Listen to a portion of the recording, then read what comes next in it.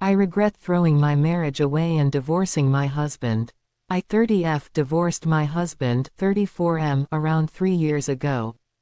We had been together since high school and got married as soon as I graduated from college, while he had been working at a public sector bank for a year. I also had a job lined up and joined the workforce as soon as we returned from our honeymoon. Work life and married life were not what I had expected at all. With both of us working full-time, we barely had any time for each other during the weekdays. I had both Saturday and Sunday off, but my husband had to work Saturdays. 2 years into our marriage, I started resenting my husband for never being available for me.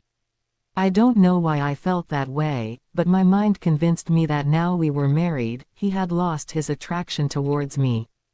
This was entirely unfounded because every bit of free time he had, he spent taking care of my needs. I increasingly became cold towards him, not reciprocating his affection. I made excuses to avoid date nights, claimed work pressure when he tried to arrange vacations, faked tiredness to avoid sex, and made excuses not to visit his parents, even though they had always treated me like their own daughter. I still can't explain why, but I kept thinking I was wasting my youth away in this marriage. Obviously, the marriage wasn't working well. My husband asked me many times over the years about going to therapy or opening up to him if he had hurt me somehow, causing my indifference. I always cut him off, saying I was fine. I had completely checked out of the marriage. I still remember the hurt in his eyes when I asked for a divorce. He tried to change my mind many times, but I filed for divorce against both mine and my husband's family's wishes. I did not ask for anything from the divorce apart from my share of our marital house. It was sold quickly, and he let me have 60% of the value despite me only wanting half. It was an amicable divorce, as my husband understood that I wouldn't change my mind, no matter what. After the divorce, I felt free for the first time in ages, but the newfound freedom didn't last long. All my life, I had the love and company of my parents and then my husband, but now I was all alone. My parents absolutely loved my husband and were devastated by our divorce. They cut off all contact with me when I went through with it. My ex-husband's parents tried to reach out a few times, but I never picked up. Even then, I hadn't come to my senses and thought things would surely improve. I requested a transfer to a different state for a change of scenery, and the company happily agreed to send me to a state with a manpower shortage. I started dating for the first time in my life. Having absolutely zero experience, loads of men tried to take advantage of me, but thankfully, I at least had some semblance of self-respect and did not want to sleep around immediately. It was then I realized that those men were just there for the sex, and as I did not give them that, they immediately ghosted me. After some time, I gave in and started sleeping with men on first dates, but the sex was terrible. It wasn't even a fraction as good as it was with my ex-husband. Even after sleeping around, it was obvious these men were only interested in the sex and had no interest in a romantic relationship. It got so bad that I stopped going out altogether. It has been over a year and a half since I went out on a date or even had dinner with another person. My daily routine is monotonous: get up, go to the office, work, get home, have dinner, sleep, repeat. The weekends are the worst because that's when it hits me how lonely I am and what an absolute idiot I've been, throwing away a perfectly stable life. I have somewhat reconnected with my mother, but my father said his daughter died the moment I signed those divorce papers. My mother informed me last week that my ex-husband has gotten engaged to his girlfriend of 1 year. Apparently, my ex-husband had gotten into a pretty bad car accident and was admitted to the hospital for nearly 3 months. It was there that he was placed under the care of his fiancée, who was in her final year of clinical internship. My mother was extra nasty when she told me the news. She said something along the lines of, "I hope you're happy now that he has realized his mistake of marrying someone like you and is finally moving on with his life." At this point, I don't even have any tears left to cry.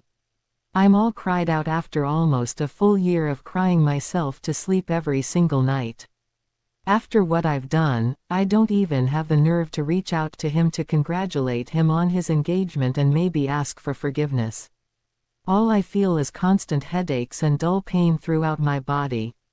It's laughable how I managed to destroy a life that many people would kill to have. The only thing I'm proud of myself for is that I did not trap my ex-husband with a child. A person like me deserves to die alone. As I sat in my empty apartment, staring at the engagement announcement on my phone, a message notification popped up. It was from a number I didn't recognize. Hesitant, I opened it, and my heart skipped a beat. It was a simple message: "We need to talk, John."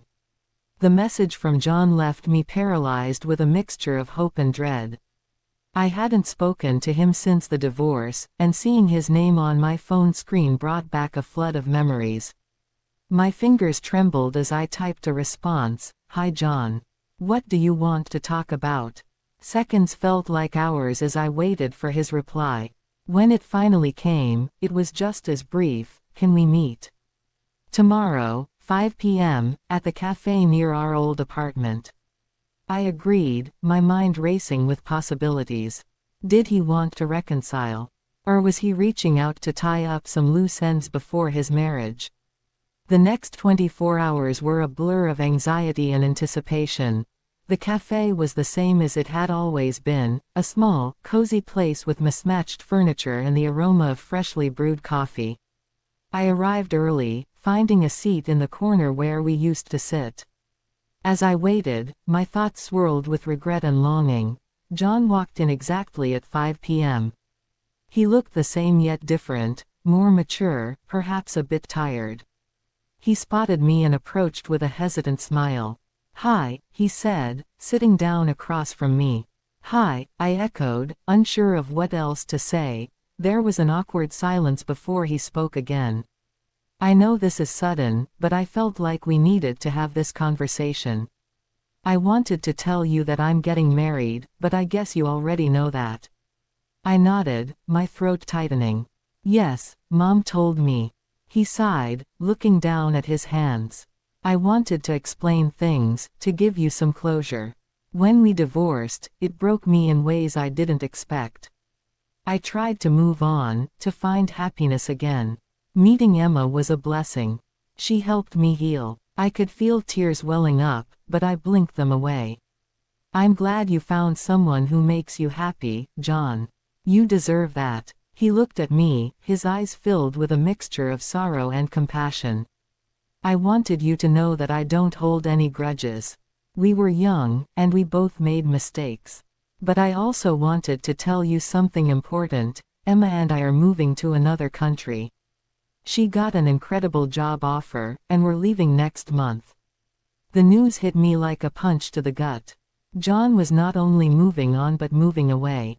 Any sliver of hope I had been clinging to shattered in an instant. "Oh," was all I could manage.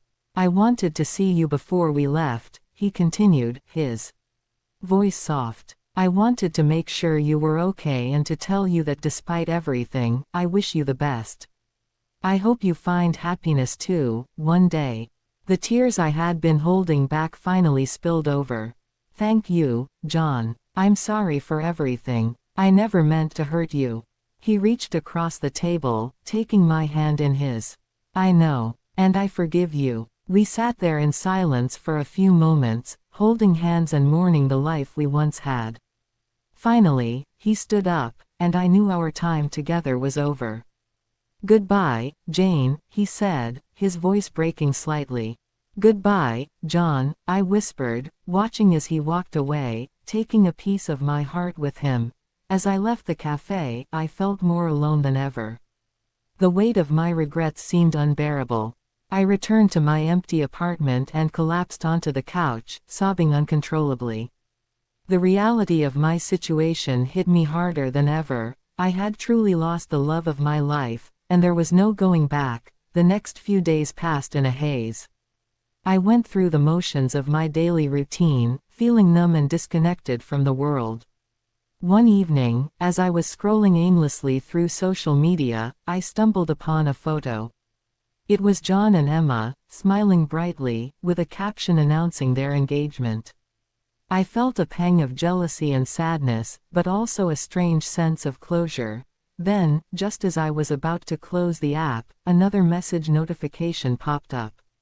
It was from an unknown number, but this time the message was different. "Jane, I need to see you. It's urgent. Please come to the hospital, Mom." My heart raced as I grabbed my keys and rushed out the door, fear and worry gripping my chest.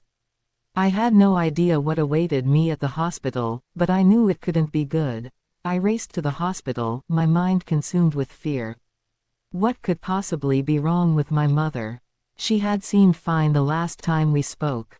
I dashed through the hospital's entrance and found the reception desk, breathless and panicked. "I'm here to see my mom," I said, trying to keep my voice steady. "Jane, daughter of Margaret Evans."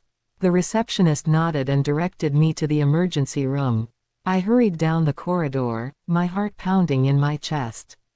When I reached the emergency room, I saw my mother lying in a hospital bed, looking pale and frail. A doctor stood next to her, glancing at a chart. "Mom," I exclaimed, rushing to her side. She looked up at me, her eyes filled with relief. "Jane, thank God you're here. What happened?" I asked, turning to the doctor. "Your mother experienced a mild heart attack," the doctor explained calmly. "She's stable now, but she'll need to stay here for a few days for observation and further tests." I felt a wave of relief wash over me. "Thank you, doctor." As the doctor left, I took my mother's hand in mine.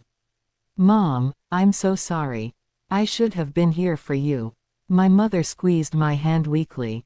"It's not your fault, Jane. But this has made me realize how much I've missed you.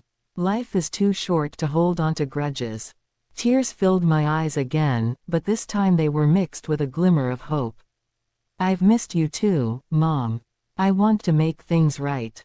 Over the next few days, I stayed by my mother's side, talking to her, laughing with her, and rebuilding our bond. It was a small comfort in the midst of my loneliness, a beacon of light in the darkness. One afternoon, as we sat together in her hospital room, my mother reached out and took my hand. "Jane, there's something I need to tell you. Your father, he wants to see you." I felt a surge of mixed emotions. My father had cut me out of his life after the divorce, and I had assumed he would never forgive me. "Are you sure?" I asked, my voice trembling. She nodded. "He's been struggling too, Jane. He misses you, even if he's too proud to admit it." A glimmer of hope sparked in my heart. Maybe, just maybe, there was a chance to mend my broken family. "I'll go see him," I promised, squeezing her hand. The next day, I gathered my courage and drove to my parents' house. The familiar sight of the home I had grown up in filled me with nostalgia and anxiety. I knocked on the door, and after a few tense moments, my father opened it. For a moment, we just stood there, staring at each other. Then, to my surprise, his expression softened, and he stepped aside to let me in. "Jane," he said, his voice gruff but not unkind. "Come in." We sat down in the living room, the silence between us heavy with unspoken words. Finally, my father spoke. "I've been angry for a long time, Jane. But seeing your mother in the hospital made me realize how much time we've wasted. I don't want to lose you too." Tears welled up in my eyes as I listened to his words. "I'm sorry, Dad. I made so many mistakes, but I want to make things right." He nodded, and for the first time in years, we talked openly and honestly. It was a start, a fragile beginning, but it was something. As I left my parents' house that evening, I felt a small sense of relief. It wasn't a perfect resolution, but it was a step towards healing. Later that night, as I was preparing for bed, my phone buzzed with another message. It was from my ex-husband, John. "Jane, I found something you need to see. Can we meet tomorrow?" My heart skipped a beat. What could he possibly have found? Was it related to our past, or was it something new? I didn't know, but the curiosity and fear gnawed at me. I agreed to meet him, my mind racing with possibilities. The next morning, I arrived at the cafe feeling a mixture of anxiety and curiosity. John was already there, sitting at our old table.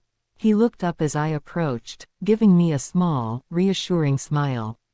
"Hi, Jane," he greeted, standing up to pull out a chair for me. "Hi, John," I replied, sitting down. "What did you find?" He pulled out an envelope from his jacket and handed it to me. "I was going through some old things and came across this. I think you should read it." I opened the envelope with trembling hands and pulled out a letter. It was dated a few months before our divorce, and it was in John's handwriting. As I read it, tears began to form in my eyes. "Dear Jane, I don't know how to say this in person, so I'm writing it down. I love you more than anything, and it breaks my heart to see you so unhappy. I don't know what I'm doing wrong, but I want to fix it. I want to be the husband you deserve. Please, let's go to therapy together. Let's talk and find a way to make this work. You are my world, and I can't imagine life without you. Love always." John the First looked up at John, my vision blurred by tears. "Why didn't you give this to me back then?" He sighed, looking down at his hands. "I tried, but things were so tense between us. I was afraid you'd just brush it off or get even more upset. When I found it again, I realized how much we both missed out on because of our miscommunication." I nodded, feeling a mixture of regret and relief. "I'm sorry, John. I was so lost in my own insecurities and fears that I couldn't see how much you were trying." He reached across the table and took my hand. "I forgave you a long time ago, Jane. We've both made mistakes, but we've also both grown. I didn't ask you to meet just to bring up the past. I wanted to tell you that despite everything, I still care about you." His words touched me deeply.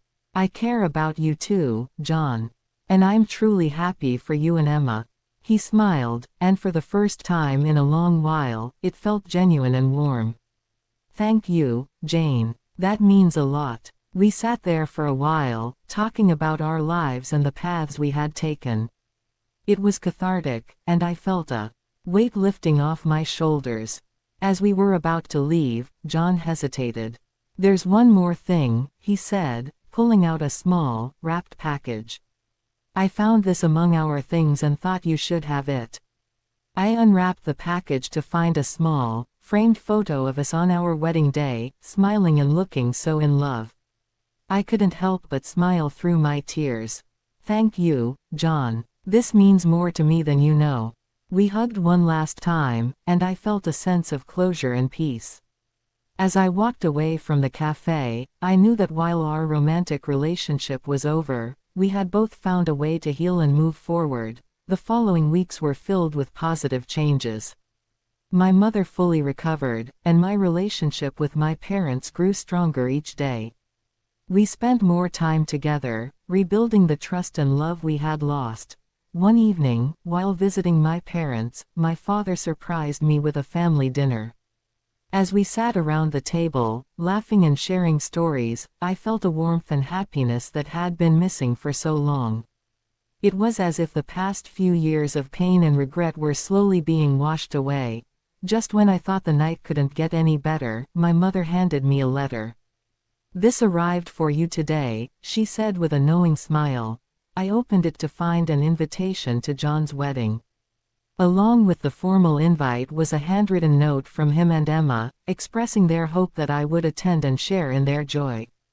Tears of happiness filled my eyes as I read their kind words. The day of the wedding arrived, and I felt a mixture of nerves and excitement. As I entered the beautifully decorated venue, I saw John and Emma surrounded by friends and family, their faces glowing with happiness. John spotted me and walked over, giving me a warm hug. "I'm so glad you came," he said, his eyes shining. "Me too," I replied, feeling a sense of closure and contentment. The ceremony was beautiful, and as I watched them exchange vows, I realized that this was a new beginning for all of us. It was a chance to embrace the future with hope and positivity. After the ceremony, I found myself standing under a canopy of twinkling lights, feeling more at peace than I had in years. My mother joined me, wrapping an arm around my shoulders. "You look happy," she said, smiling. "I am," I replied, looking around at the joy and love that filled the air. "I really am." As the evening drew to a close, I received one final surprise. A man approached me, someone I had noticed earlier but hadn't met. He introduced himself as Daniel, a friend of Emma's. We started talking, and I found myself laughing and enjoying his company. There was an instant connection, a spark of something new and exciting. As the night ended, Daniel asked if he could see me again. I agreed, feeling a sense of anticipation and hope for the future. As I left the wedding, I looked back at John and Emma, knowing that we had all found our paths to happiness. For the first time in a long while, I felt truly hopeful about what lay ahead. Life was full of possibilities, and I was ready to embrace them.